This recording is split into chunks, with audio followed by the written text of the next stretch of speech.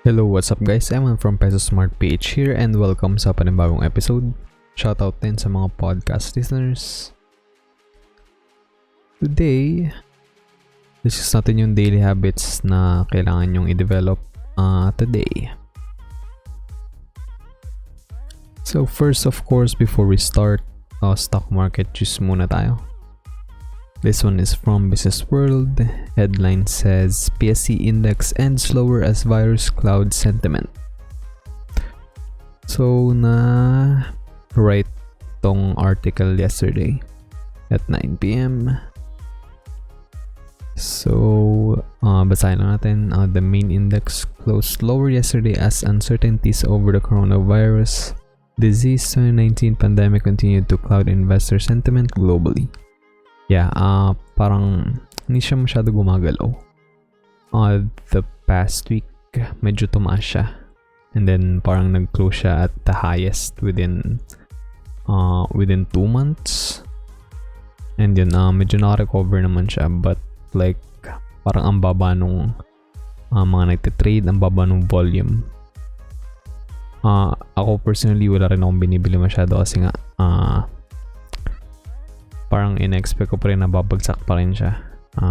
Makikita nga natin yun kung anong magiging developments and kung magkaroon ba talaga ng vaccine and yun, pagka natigil na yung pag-spread ng virus.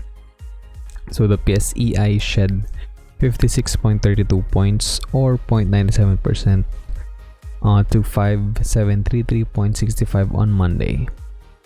The broader all shares index likewise gave up 18.53 points or 0.53% to 3473.90. Local shares started lower as investors remained vigilant on news of a possible treatment for COVID-19 and after the Trump admin announced guidelines for reopening the economy. Regina Capital Development Corporation head of sales Luis A. Limlingan said in a mobile message. So different countries across the world are trying possible treatments or antiviral medicine for COVID-19, and last week US-based Gilead Sciences, Gilead I think is the right pronunciation, Sciences Incorporated was reported to have found favorable results from its trials. This resulted in hopes that the end of the pandemic is coming soon on top of the United States government's release of guidelines for a 3-phased reopening of its economy. Philstar's Financial Incorporated research associate Piper Chaucer Etan said the lack of foreign money in the Philippine market shows the instability of the PSEI's climb as observed in the past 4 weeks. It is crucial for the market to have the presence of foreign funds in order to maintain and sustain the market rally, Mr. Tan said. With the threats of the number of coronavirus infections in Southeast Asia, there are mounting worries among experts that the region could turn into a hotspot for the fast-spreading disease. Yeah. Since wala pa nga masyadong mass testing na nangyayari and then ang dami ng cases sa atin. So, nakaka-worry talaga. The industrials index lost 1 to 1.15 points or 1.6%. And then the financial shed 13.16 points, 1.06%. Property trimmed 31.52 points or 1.06%. Holding firms shaved off 45.66 points or 0.79%. But some indices still close with gains. Mining and oil 92.88 points or 1.98%, and services by 4.39 points or 0.33%. And then the value turnover dropped to 4.76 billion yesterday from 7.29 billion in the previous session. Volume also slid to 703.70 million from 733.29 million on Monday. Advancers outnumbered decliners 109 against 83. Some 44 names ended unchanged. So Mr. Tan said, we expect more volatility in the upcoming weeks as to the uncertainty of the enhanced community quarantine whether it will be extended again or will be partially lifted to restart the economy. And then another article, this one is from Philstar naman. So the headline says, index tumbles as investors stay on sidelines. Mas bago tong article na to. So yeah, stock market investors still no end in sight for the coronavirus disease, continue to stay on the sidelines. Yeah, basically it's more of the same lang. We're just gonna run through it and check natin yung comments nung mga experts sa field. Chris Mangon of AA Securities said the PSEI took the cue from other Asian markets, some of which traded cautiously. Asian markets saw mixed results today as more depressing economic data come in. In response, China lowered its one-year loan prime rate by 20 basis points from 4.05% to 3.85%, while the 5-year rate was cut by 10 basis points from 4.75% to 4.65%. It was the second such cut this year as China moves to support its wavering economy, which is trying to restart from a coronavirus-related shutdown. The PSE ended lower on below average trading volumes as investors turned cautious. He added, yeah, our market ended lower as selling pressure picked up and a lack of buyers at current prices. Yeah, as I said earlier, personally wala rin ako masyadong binibili kasi I don't like the prices, and since nakita ko kung gano'n na siya bumaba last month, parang hindi pa worth it bumili ulit. So yeah, we saw heavy selling at the open, which slowed down toward the end of the day. Trading volumes were lower as investors took a wait and see approach to digest economic data. Investors are also taking cues from market abroad. That was a typo dun sa article. Anyway, okay, so start tayo sa list. The first habit that you might need to develop is a workout routine. So first reason kung bakit maganda tong habit na to is it can boost your mental health. Yeah. Well, personally na-experience ko na yun. And like since like elementary and high school, active naman talaga yung lifestyle since mahilig ako mag-basketball. But nung 2018 actually nag-start, like halfway nung 2018. And na-addict ako sa gaming and all that, like TV series, ganun lang. Then I eat what I want without like restrictions, and yeah, hindi na ako control. And yun, parang nag-spiral down yung health, and yeah, naging obese ako actually. And then yun, I decided na kakain ako ng tama, and yun, nag-develop ako ng workout routine, which is hindi ko na nagagawa ngayon. But yeah, I still do home workouts as much as I can. And then you'll have more energy. Yeah, yung perception kasi is usually pag nag-workout ka, diba, parang pinagod mo yung sarili mo. But hindi. Like, kabaligtaran siya. Lalo na pag sa start pa lang ng day nag-workout ka na. Ayun, mabubus yung energy levels mo. And mas magiging productive ka. In my experience and in my opinion. And then it can improve your skin. Yeah. Lately, hindi ako masyado rin nakapag-workout. Like, light workouts na dito sa bahay. Ayun, medyo sobrang nadadry ulit ng balat ko. And naturally dry naman talaga yung skin ko. But like nung napag-gym ako and talaga napapawisan ng maganda, nag-improve talaga yung quality ng skin. And then sleep quality will definitely improve, yeah. So dali ka makatulog, and then like hindi masyado ma-interrupt yung sleep mo. Then yun, nakapag-develop ng self-discipline. Kasi, yun nga, kailangan mong sundin yung routine mo, kumbaga. Yung parang workout program na sinet para sa sarili mo. Or kung meron kang coach, yun, sinusunod mo yung program niya para sa'yo. And it relieves stress. Yan. I think proven na naman yan ng science. Kasi nakapag-release ng tawag dito, I forgot the term. Wait, i-google nga natin. Ano nga ba yan?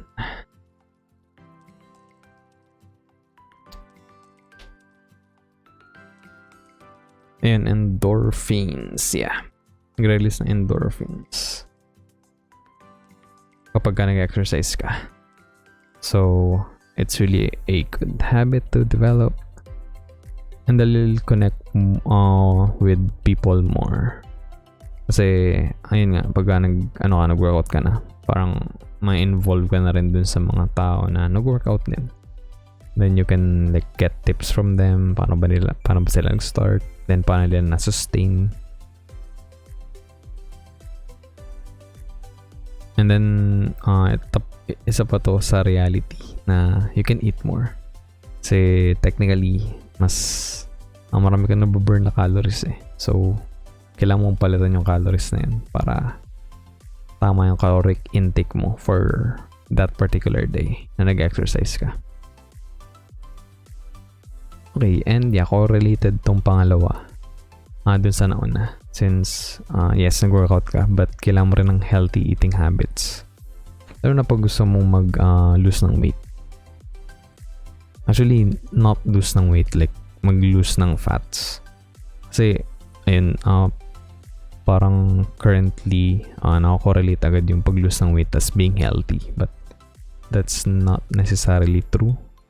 Kasi, yung yung muscle mass, like, hindi siya masyado nakikita, but it's, parang yung fat kasi, akala mo, lang siya eh, like, parang, nakikita mo siya, di ba? Parang, ay, ang laki yung chan.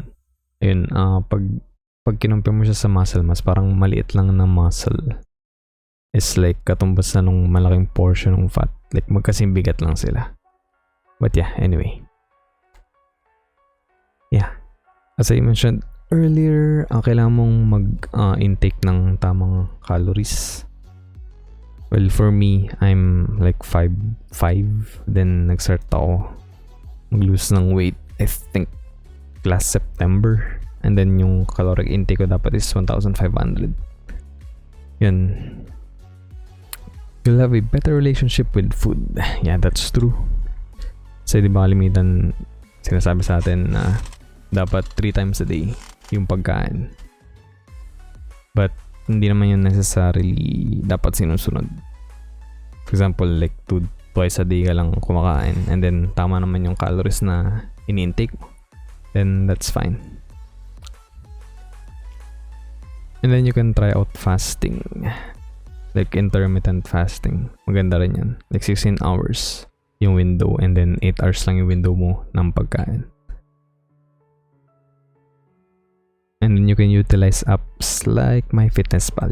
Yan yung ginamit ko like from the start. Nag-try din ako ng iba, pero mas okay yung MyFitnessPal. Parang mas wide yung variety ng food na pwede mong i-input and madaling hanapin kahit na hindi nyo exact product na kinakain mo. Like pwede kang maglagay doon ng yung generic na chicken breast lang, and then yung weight yun lang i-input mo. So that's really a nice app to have. And then you won't feel guilty for eating what you want. And syempre in moderation to. Hindi lang, for example, mahilig ka talaga sa chocolates. Hindi lang yun yung dapat mong kainin like every time. But you can still eat it. And sasabihin mo dun sa ibang food na nakaka-hit ng macros mo for the day. Then your mental toughness will be strengthened din nga kasi you need to control din yung pagkain. And I think it's more than enough na naman. Lalo na if like i-incorporate mo yung rice sa diet mo. Like 150 grams per meal ng rice is madami na yun. And then, yeah, you can just pair it with protein and some veggies or fruit. And then the next one is meditation. So yeah, parang ito yung 10 to 15 minutes of peace mo on any given day. And this refreshes your mind. Nung una parang skeptical din ako nung marami akong nakikitang apps and may mga ads na napapakita sa akin. And yun, tinry out ko lang. And I think nakakatulong naman siya. And syempre, huwag ka lang makakatulog. And yung sabi ko app yung nakita ko, Calm yung ginagamit ko ngayon. And you can use them, or an alternative would be Headspace. And it's a bit hard to stick to it at first, but if you keep yourself disciplined, it'll be worth it. It'll pay you dividends in the long run. And it gives you perspective. Kasi ngayon parang, diba, ang dami na nating information na pwedeng i-access and i-consume today. So, like, giving yourself a break, 10 to 15 minutes of break, na wala ka talaga iniisip. Yun, nag-meditate ka lang. It will give you perspective, and then parang mas maging maganda yung outlook mo, and makapag-decide ka ng mas maayos. It's basically clearing your head. And then the next one is dedicate 1 hour for work. As Gary always say, put in the work. Everyday grind yan. And I know a lot of you still have a 9 to 5 job like me, so always find that time to work on your side hustle. Hindi naman ibig sabihin nito na dahil may 9 to 5 ka, like 1 hour ka lang mag-work dun sa job na yun. That's not how it works. Ibig sabihin lang kung ano yung nagpapasaya sa'yo, work on it on a daily basis, and always dedicate a minimum of 1 hour on that thing. Whether it's like writing, reading, or parang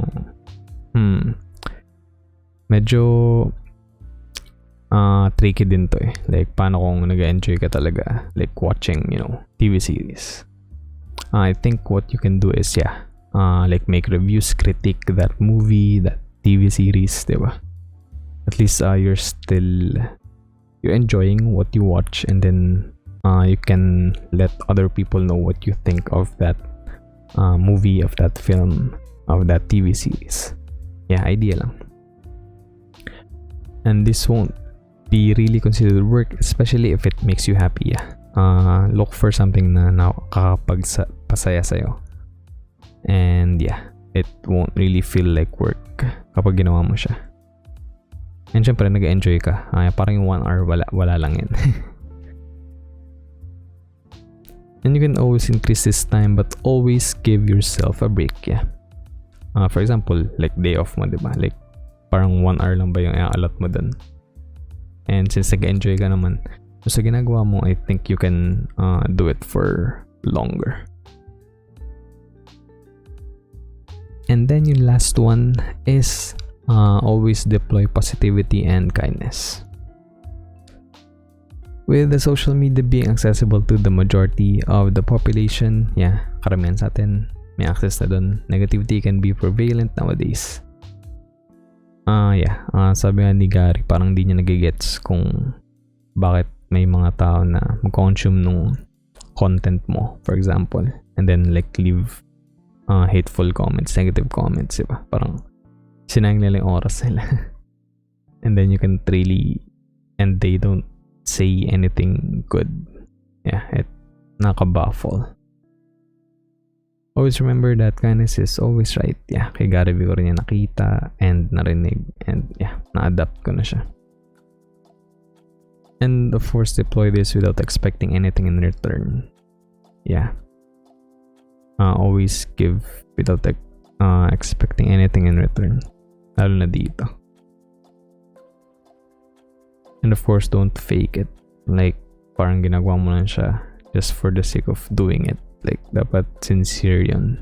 And, kumbaga nagbibigay ka rin ng value. Kasi diba, kung ano naman, for example, talaga namang, ano maganda example? Like, may kumanta, diba? And then, yun sintonado naman. And, wala sa tamang key. And then like sinabi mo, ang galing mo naman. That's like faking it, diba? Parang ginagawa mo lang yun for the sake of, doing it. Siyempre, like, you can be subtle naman and like say na, hey, it's good na you're trying this, and then I think mayroon pang room for improvement, ganyan. Like, keep at it lang. And especially kapag ka nag-enjoy yung taong yun dun sa, singing. Alright. So, to recap, first is workout routine, healthy eating habits, meditation, dedicate 1 hour for work, and then deploy positivity and kindness. Then yung sources natin for the articles about the market earlier, galing sa Business World and Philstar. May link yan sa description sa baba. And then that is gonna be the end of this episode, guys. Don't forget to like and share na rin pag natripan nyo tong content ko, and ring the notification bell, and mag-subscribe na rin kayo. Every Tuesday and Thursday yung new episodes, and then on weekends, Saturday and Sunday, nag-upload ako sa YouTube nung motivation and seconds. Yeah, basically mga content na kino-consume ko, and then I chop like mga gandang parts nung video na yun, and then I post it. So we're gonna end with a quote from Gary. Sabi niya, happiness comes when you understand yourself and then accept that and are grateful for what you're good at. Yeah, lagi yung sinasabi din na go all in dun sa bagay na magaling ka talaga. Like, huwag mo na masyadong intindihin yung like weaknesses mo, and you'll succeed eventually. Right, guys, stay safe, and thanks again for watching and listening. Always remember, be Peso smart.